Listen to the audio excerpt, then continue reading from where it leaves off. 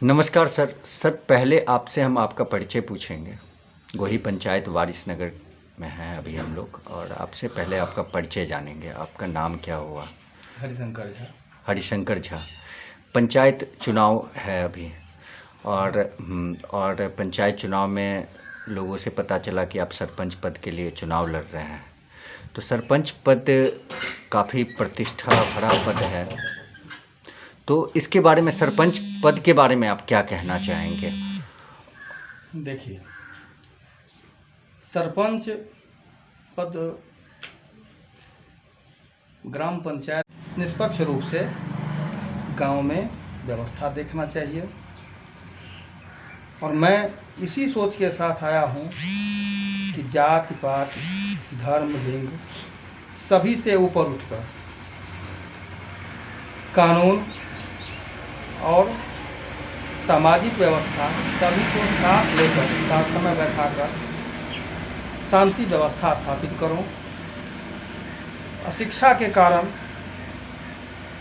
लोग छोटी छोटी बातों पर कोर्ट कचहरी दौड़ते हैं, थाना की शरण लेते हैं। समझा बुझाकर उपदेश देकर लड़ने से क्या नुकसान होता है, इसका अनुभव बताकर लोगों को शांति व्यवस्था कायम करने के लिए प्रेरित करूंगा, और अपने भर हरसक यह हर संभव प्रयास करूंगा कि हमारे कार्यकाल में लोगों में कुछ सकारात्मक विचार आए, आपस में लड़े नहीं और थाना और कोर्ट जाने से बचे। सर जैसे कि आप बोल रहे हैं थाना कोर्ट जाने से बचे, तो ऐसा है कि सामाजिक स्तर पे जो है अभी बहुत सारा जो है आए दिन जो है अपराध भी बढ़ते जा रहा है, और जो एक फिलोसफर कह चुके हैं, सोसाइटी क्रिएट्स क्रिमिनल्स। तो इस विचारधारा पर कैसा लगता है कि समाज स्तर पे ही लोग इस तरह से गलत संगत हो, या फिर इस तरह से इस परिवेश में ही तैयार हो जाते हैं? या देखिए, यह तो मुख्य काम है कि गांव के बुद्धिजीवी लोग यदि चाह लें तो सामाजिक स्तर पर ही परिवार और समाज ये प्रथम पाठशाला है। लोगों को उस ढंग का माहौल दिया जाए कि वह अपराधीकरण क्या चीज़ है वह समझे और उधर नहीं जाए, तो स्वाभाविक है कि अपराध रुकेगा, सोचने समझने की क्षमता बढ़ेगी, थाना कोर्ट जाने की जरूरत नहीं पड़ेगी। सामाजिक स्तर पर ही यह हो सकता है। जब तक समाज में जागृति नहीं आएगी तब तक ये संभव नहीं। और सरपंच का मात्र न्यायिक कार्य ही नहीं है, समाज को एक सही दिशा निर्देश देना भी है। सही माने ये पूछिए कि उसको शिक्षक का काम भी समाज के लिए करना होगा। आप एक शिक्षक भी हैं, काफ़ी लोग आपसे पढ़ के निकल गए हैं, काफ़ी दूर दूर तक पहुंच गए हैं। तो उस स्तर पे अगर आप अपने पंचायत में देखते हैं तो शिक्षा का कैसा यहाँ पे आपके पंचायत में देखा जाए तो शिक्षा का स्तर किस तरह का है? दोनों ढंग का है। हमारे गांव के बहुत अच्छे भी निकल रहे हैं अभी के माहौल में। शुरू से तो हमारा गांव विद्वानों का गांव कहा गया है। हमारे गांव में अच्छे पोस्ट पर लोग रहे हैं।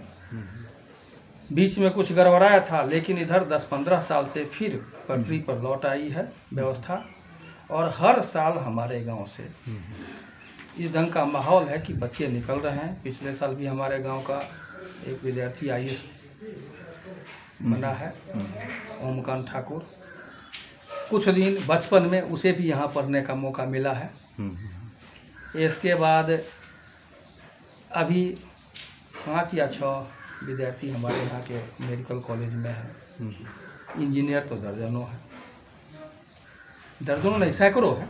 200-250 इंजीनियर है अभी। 2 मेरे परिवार में भी, 3 मेरे परिवार में भी। एक NIT से निकल के इस बार ही पोता गया है।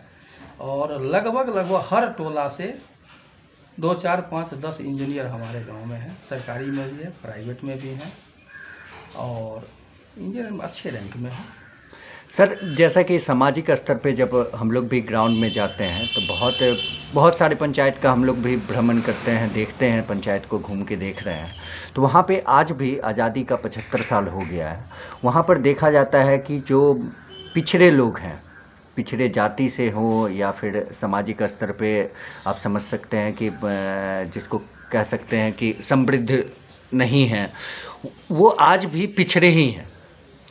तो इस पर आप क्या कहना चाहेंगे कि इस तरह का क्यों आज भी समाज में 75 साल बाद भी हमारा समाज जो है तो पिछड़े लोगों को आगे बढ़ाने का काम नहीं कर पा रहा है, या फिर इसमें सरकार की नीति ठीक नहीं है या फिर सामाजिक नीति ठीक नहीं है, इस पे आप क्या कहेंगे? देखिए, इसमें मेरे समझ से सरकार, समाज और व्यक्ति तीनों कहीं न कहीं दोषी है। व्यवस्था भी दोषी है, समाज भी दोषी है और व्यक्ति खुद भी दोषी है। कहीं न कहीं दोष सब में है। लोग दूसरे पर ठिकरा फोड़ते हैं, ये बात नहीं है। अपने अंदर झांक कर देखें तो सुधार होगा। मैं अपने गांव का ही एग्जाम्पल लेता हूँ। तो जब आप मेरे गांव में घूम जाइएगा, वो रहन सहन, बात विचार या आर्थिक स्थिति में सुधार के दृष्टिकोण से भी देखिएगा तो यहाँ अनुसूचित जाति या सामान्य वर्ग में, पिछड़ा अति पिछड़ा वर्ग में कोई अधिक अंतर नहीं नजर आएगा। जबकि हम लोग बचपन में देखते थे कि बहुत अंतर था। अभी आप घूम जाइएगा क्षेत्र में, हमारे घर के जस्ट बगल में अनुसूचित जाति लोगों का, पासवान लोगों का घर है। उन लोगों को भी देखिएगा तो अभी हम इस टोला में 20-25 घर का टोला है, 10-15 मोटरसाइकिल लोगों के पास है। सब अपना अपना रोजी रोटी में लगे हुए हैं। पहले शिक्षा की कमी थी, लेकिन साथ रह के इस गांव में जब देखे हैं कि नहीं, शिक्षा बहुत बड़ी चीज़ है, तो ये लोग भी अपने अपने बाल बच्चे को पढ़ाई पर ध्यान दिए हैं। फिर भी शिक्षा मतलब कि उस स्तर से वो लोग डेवलप नहीं कर पा रहे हैं। सुधार हो रहा है, लेकिन बहुत नीचे है तो सुधार में समय लगेगा ना। तो इसको किसको इसके लिए जिम्मेदार ठहराया जाए? इसके लिए सामाजिक व्यवस्था जिम्मेवार शुरू से है। सामाजिक व्यवस्था जिम्मेवार है। सामाजिक व्यवस्था जिम्मेवार है। जी, आप पंचायत वासियों के लिए कुछ मैसेज देना चाहेंगे? अभी पंचायत वासियों के लिए यही मैसेज देना चाहूँगा कि आप लोग अपने अपने काम में लगिए। दूसरे का क्षेत्रान्वेषण करने में समय नहीं बर्बाद कर अपने विकास की ओर ध्यान दीजिए। अपना विकास होगा, स्वयं का विकास करते हैं तो पूरे समाज का विकास होगा। और विकास का मतलब सिर्फ आर्थिक विकास नहीं, सर्वांगीण विकास होना चाहिए। बच्चों की पढ़ाई लिखाई पर ध्यान दें, अर्थ की व्यवस्था करें। 1 नंबर कमाई से 2 नंबर कमाई की ओर ध्यान नहीं दें। काम छोटा या बड़ा नहीं होता है। छोटा से छोटा काम करने में भी शर्म नहीं होनी चाहिए, गलत काम करने में शर्म होनी चाहिए।